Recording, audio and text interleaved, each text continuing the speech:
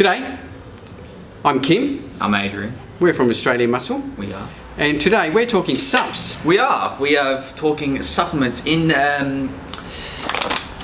creatine. That's what we're talking about. We're talking about creatine today. We've spoken a little bit about creatine before on our Thursday Thunders and things like that, but we thought we'd just do a more comprehensive short video on creatine, the benefits, costs, effects, negative side effects, etc.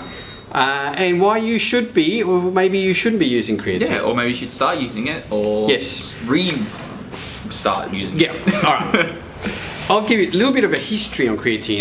Creatine came out, from my recall, I started my business in 1995, and I think creatine came out most probably late 95, early 96, and it was really hyped up as the this is it, this is the supplement everyone needs to be on, and it was actually even sold in the magazines as just as good as steroids, etc, etc. But when it came out, it was horrendously expensive. I can remember selling a 100 gram container of creatine for about it was over $100.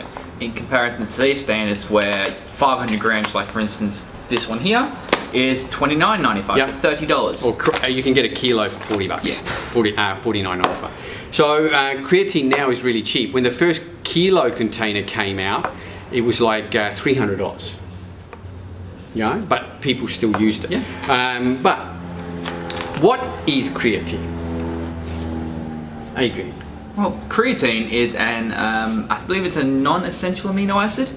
So you can get it through food. You can get it derived from primarily red meat and fish. Yes. It is derived of three main amino acids, being arginine, lysine, and methionine, if I'm not mistaken. That's correct. Yeah.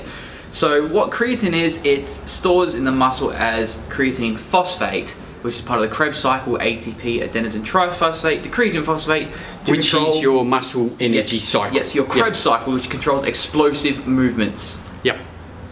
Exactly right. Yep. So 95% of the creatine is stored in the human skeletal muscle, and 5% of it is stored in the brain. So we'll talk a little bit about that later, about creatine and the brain function. I can go into detail how that actually works. But I'll just go through a few little topics here quickly, and benefits of creatine, which I've written down here because there is a lot of good benefits of creatine. The best thing about creatine is it's been commercially available since the early 90s, but it's been studied since the 1950s. It's got over 300 independent studies, which have open to everyone to read about and arrange. Creatine is the only sports supplement that has got actual, like you said, proper scientific studies on. New supplements come out all the time, and there's always topics that research suggests and things like that. But done on creatine, you do a quick search on creatine, you will find so much information on the benefits of creatine and why it should be used by anybody training in any sort of explosive high performance sport. And it is really one of the only supplements that are out there, and I think it's one that is now has been neglected by a lot of trainers. It's overlooked by a lot of people because of its price point. I find it's like, this is only $10. Why would I want to take this? Exactly right. So but if you put like an extra decimal point, it's like $2.99. People are like, why is this so expensive? Why do I need it? Personally, that's what I think anyway. So basically, how creatine works, as Adrian said, is stored in your Krebs cycle. In the end, in a nutshell, creatine in your body makes a chemical called ATP, and ATP is the first source of energy that your muscles used to start. ATP is what fires that muscle. For instance, when you start lifting a weight or doing a sprint, any activity where you're putting 100% output in, the first source of energy is that chemical ATP in your body firing those muscles. That depletes very fast. The muscle will start to tire and eventually fail. It's actually it's an anaerobic energy system, ATP to CP, and once you've exhausted that, it goes into a aerobic phase, or the lactic acid phase. Lactic acid is another energy cycle. It's another part of the Krebs cycle which produces energy. So for endurance events, you do use your lactate system more than you would your ATP system. That's right. So if you supplement with creatine, what you're doing is you're increasing the stores in your muscle cells of creatine, which are making more ATP, which means that muscle has got more ATP to work with, to fire, etc. So what it will turn into is that muscular energy. So in weight training, 2 or 3 reps more. In sprinting, 2 or 3 steps more before you start to fail. And all of that, in turn, can be a big performance edge. So that one extra step in sprinting could be the difference between a gold medal and a world record. Yes. In weightlifting, it could be 1 rep, one lane extra 0.25 kilos to get that gold medal as well. So, all right. So the idea is that creatine allows the body to produce more energy. With more energy, athletes can work harder and achieve more. Hence, progressive overload applies. All right. Just a couple of things about creatine. It boosts the effects of resistance training on strength and body mass. We'll talk about body mass in a minute. Increased quality and benefits of high intensity intermittent speed training. Improves endurance performance in aerobic exercise activity that lasts more than 150 seconds. And improves strength, power, may improve fat-free mass, daily living performance, and neurological function. All right. So increases in body mass. Now a lot of people come up to me, and we have skinny kids especially come up and say, "Oh, I've been told to take creatine to help with weight gain." Now creatine does help with weight gain, but not necessarily what the skinny kid is looking for. How does creatine help with weight gain? Creatine helps in weight gain because it's going to draw more water into the muscle cell. It's going to make it look larger, look fuller. Oh my God, hang on. Water retention? In a way, yes, but not to the point where it's going to make you look like a blubbery mess. Exactly. That's because the water is stored inside your body, in your muscle cells. And not on the... That will actually make that cell rounder and fuller, and it can actually enhance the way you look. It can make you look rounder and fuller. And it can assist in weight gain. Obviously, if you have more creatine stores, you're going to be able to push more weight than the guy before you. And that's going to be relevant also to the amount of muscle you have. So if you have a 60 kilo guy versus a 100 kilo bodybuilder with low body fat and lots of muscle, that 100 kilo bodybuilder is going to get a more substantial weight gain because you've got more muscles to fill up with water. So that's the other thing you have to remember. So yes, the water retention from creatine is a good thing. I hear people come up to me all the time, "I don't take creatine because it causes bloating and water retention and makes me look shit." No, the way creatine works, it's not stored in your skin. It doesn't do that. It's stored in your muscle cells. There's something else that's making you look better. And the only reason it could potentially cause water issues or bloating is because you're not having enough fluid with it. Because it draws fluid into the muscle, it can cause bloating and it can cause cramping. That's why people do, hey, increase your water or liquid input by at least 1 litre when taking creatine. Other marketing things I've seen is that creatine builds muscle, and I will say here, even all the studies have said that creatine actually does not build muscle, but it gives you the ability to train harder, which means you apply a progressive overload, and that is what builds muscle. It assists in muscle building. Exactly. It doesn't cause muscle building. Now, there is a lot of health benefits to creatine, which is being discovered constantly. Creatine, and people can suffer from creatine deficiency. And also, if you are an athlete and you are training really hard and you don't eat a lot of red meat and a lot of fish, you can actually end up being deficient in creatine. Your body's ability to replace your creatine stores versus the amount of times you're training can put you into a deficiency, which can then hamper your training. But creatine deficiency also is linked to these conditions. Chronic obstructive pulmonary disease, congestive heart failure, depression, diabetes, multiple sclerosis, muscle atrophy, Parkinson's disease, fibromyalgia, and osteoarthritis. All right?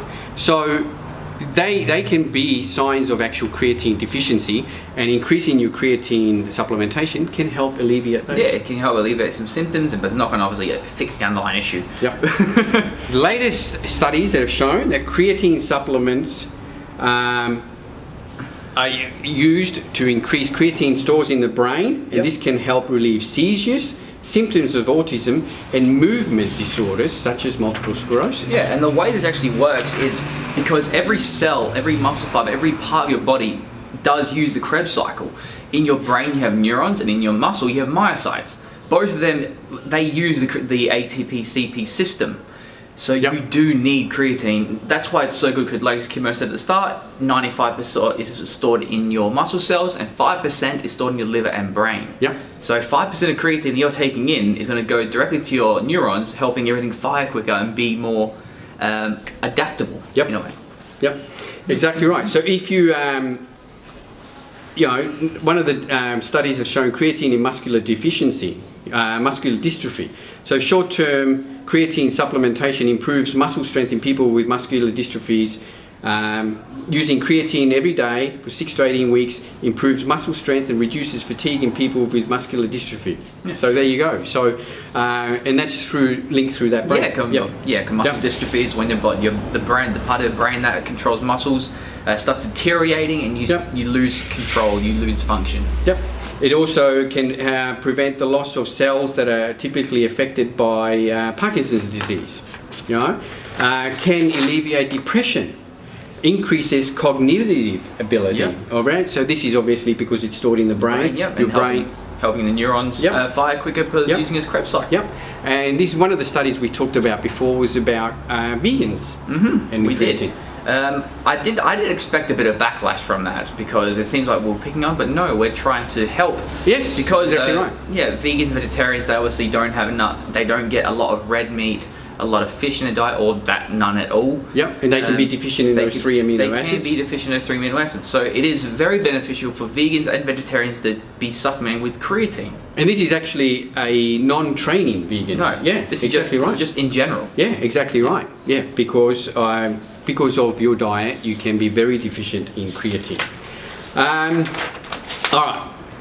Does creatine have side effects? Well, it can have side effects. Everything has side effects. So some of the possible side effects include stomach pain, nausea, muscle cramping, and diarrhea. I have had people in the store come up to me and have some of these symptoms. Stomach pain generally can be caused during the loading phase because you're taking a lot of creatine. We'll talk about that in a minute as well. But it can also be caused by an inferior creatine, one that is not 100% pure creatine. Nausea, muscle cramping usually is caused because the creatine is drawing fluid into the muscle cells, or you're not providing enough fluid for that transition to happen. So you should increase your fluid intake. The diarrhea can then be caused because you're taking too much fluid. The body always wants to try staying in a state of homeostasis, so it's got to take water from somewhere. And if you have too much of it and one thing is full than the other, it's just going to get expelled. So overall, creatine used appropriately seems to be relatively safe. All right. So that's it on creatine. Pretty well. I mean, there's heaps of information which you can come down. This one that I got here was from a Medical News Today. It was a very good article on just the overall effects of creatine. One of the other questions that we get asked a lot is, do I need to load with creatine or not to load with creatine? In the end, that really depends on you. The latest study that I found about loading on creatine is that for instance, taking 20 grams a day in 4 divided 5-gram doses spread out throughout the day, not in one dose. So starting with 5 grams in the morning and so forth, and finishing with 5 grams in the evening for about 7 days. After that 7 days, that muscle is pretty well 100% saturated. Not loading, you can still do that. You can just take 10 grams a day, which is 2 5-gram divided doses. But it takes up to 28 days to get the same amount of muscle saturation. So the consensus is, if you want good, fast, athletic performance from creatine, I would suggest you load. Definitely. So about 5 to 7 days, 20 grams a day. If you are an athlete and you are a weight trainer or any athlete that trains more than 4 days a week or up to 4 days a week, suggested dose is then a maintenance of 5 grams a day. Now, all the studies are done with creatine monohydrate. Yes. There is, off the top of my head, 11 different kinds of creatine.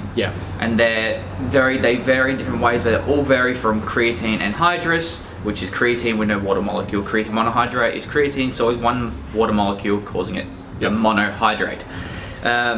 All creatine is good, but not all creatine is creatine.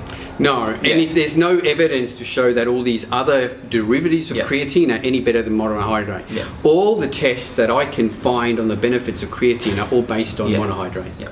Yeah. And if you're looking for a good high quality one, you want to find something that's been HPLC tested. Yeah. You can find HP, that's 99.99% pure. Yep. Highest in the market. That's right. Which generally most creatines are. Most companies do use that now, especially since creatine prices have come down so much. I think we've pretty well covered everything. It's a supplement that anybody involved in any sort of power sport, and that includes anything where you are putting a 100% output for a few little bits in your sport, even tennis, sprinting, sprint cycling, weight training, obviously. Anything where you are putting a 100% output for a short amount of time, that's where you get the benefits of creatine. Studies are still out in regards to creatine and endurance type athletes. It has, studies are showing that it's not as beneficial as to power sports. Yeah. So if you are in a long distance type activity, unless that activity involves a sprint somewhere in between, well then the creatine will benefit you in that sprint section. So there you go. Yeah. That's our take on creatine. I think everybody who especially weight trains and does any sort of power sport should be on creatine. Definitely. And because it is so cheap now, you can get like a month's worth of creatine, including a 1 week loading phase. You can get it for like $50. Yeah, nothing. For 3 months. That's a supplement that is cheap and it's effective. And I will go on to say a couple of things. Quick wrap up on creatine. It's actually banned in some countries. Oh, okay. Because of that performance edge it gives. France has had creatine banned since I think 2002, and recent things I just quickly looked at is that creatine's banned in India. That's but it is a supplement that even most sporting bodies allow your athletes to take. I mean, because it is found abundant in natural food. It's That's found right. in food. You can't really ban something that's found in food. Yep. Well, you can. So there we go. Yep. Use creatine because it will give you a performance edge. It will help in progressive overloading, weight training. If you can lift more weight, do more reps, well, that's going to build more muscle. So there we go. Enjoy your creatine. You can buy it online at Australian Muscle and in all of our stores. Yeah. Check it out. Definitely worth doing. Thanks, guys. Catch you next time on Talking Supps. Bye.